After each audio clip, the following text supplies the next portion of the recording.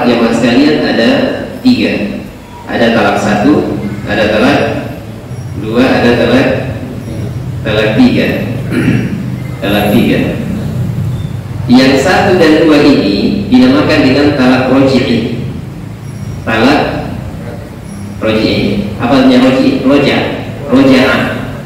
Ya, talak kembali, ya, talak pulang. Artinya masih bisa rujuk. Talak rujuk, ya, talak rujuk. Artinya 1 dan 2 masih bisa kembali. Dan ini 3 talak ini tidak bisa jatuh sekaligus dalam satu waktu. Misalnya ada seorang suami, dia talak istrinya, saya talak kamu 1, saya talak kamu 2, saya talak kamu 3.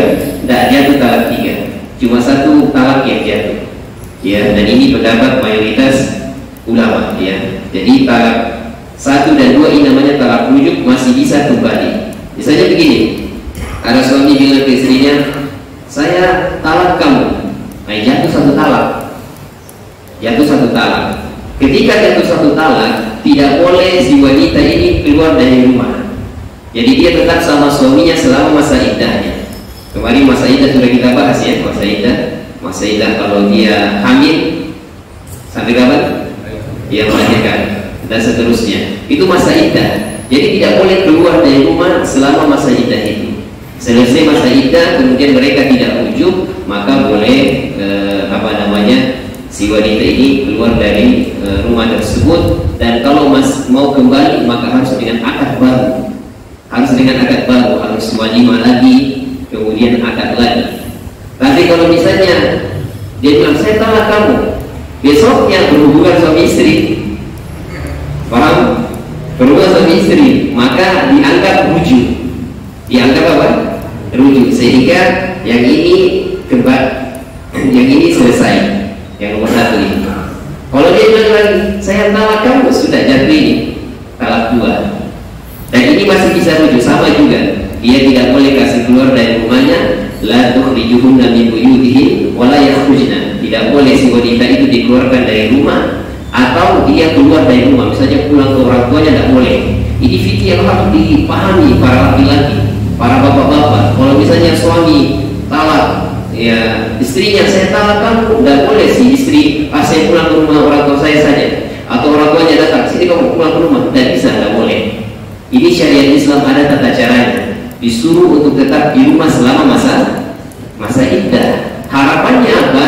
Ya, la'allahu yuhditsu ba'da dzalika amra. Bisa jadi Allah Subhanahu wa taala menjadikan mereka rujuk kembali. Selama masa iddah itu mereka tidak rujuk. Ya, selama masa iddah mereka tidak berhubungan suami istri. Ya, dan rujuk ada 2, ya, ada perkataan, ada perbuatan. Dan lebih seringnya apa? Perbuatan. Mereka kalau sudah sama-sama jalan, sudah ini, ya sudah berarti disebut dengan rujuk, ya. Baik, ini talak 1, talak 2.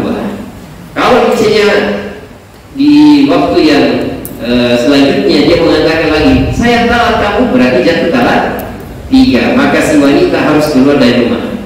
Ingatnya, si wanita harus keluar dari rumah, karena si laki-laki tidak bisa lagi menikah dengan ini sampai si wanita tersebut menikah dengan laki-laki lain dan sudah berhubungan suami istri.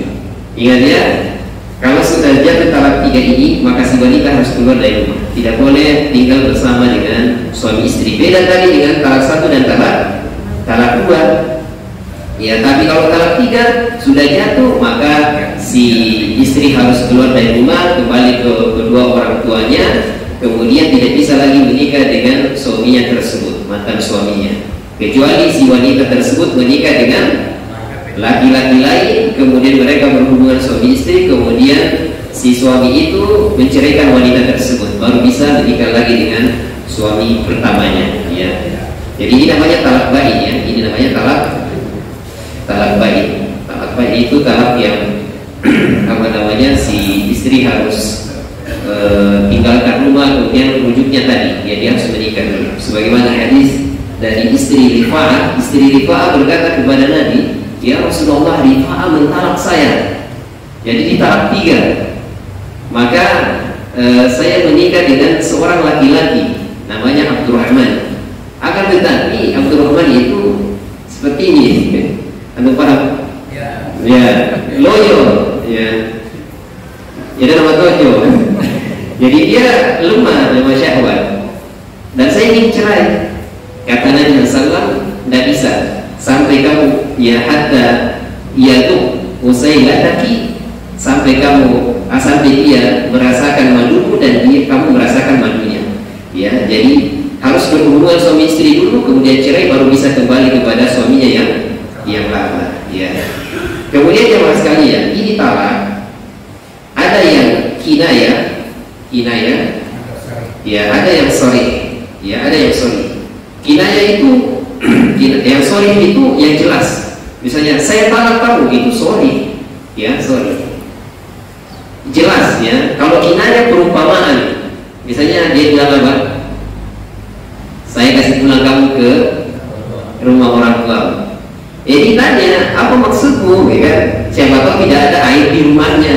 Kemudian saya kasih pulang dulu kamu ke rumah orang tua karena air di sana banyak. Kita di rumah tidak ada yang bisa mandi. Sehingga ditanya maksudnya apa? Kalau dia maksudnya talak berarti jatuh talak satu. Ya jatuh talak satu. Jadi ditanya maksudnya apa? Atau dia bilang, bungkus itu baju-bajumu, bawa pulang.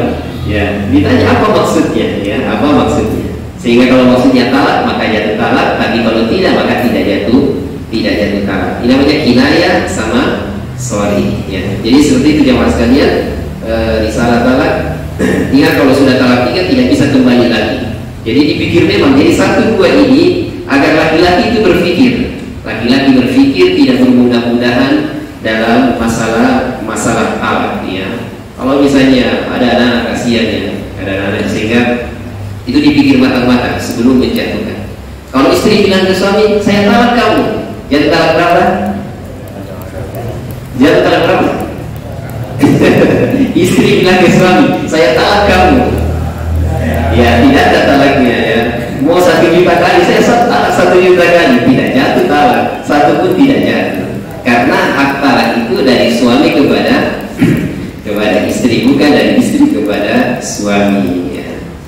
Ya, sehingga di antara hikmahnya laki-laki itu kadang masih punya pikiran panjang ya, kadang masih punya pikiran panjang agar keluarganya bisa bersatu ya, dibandingkan kalau diberikan hak talak kepada perempuan bisa jadi kita ditalak 3 kali sehari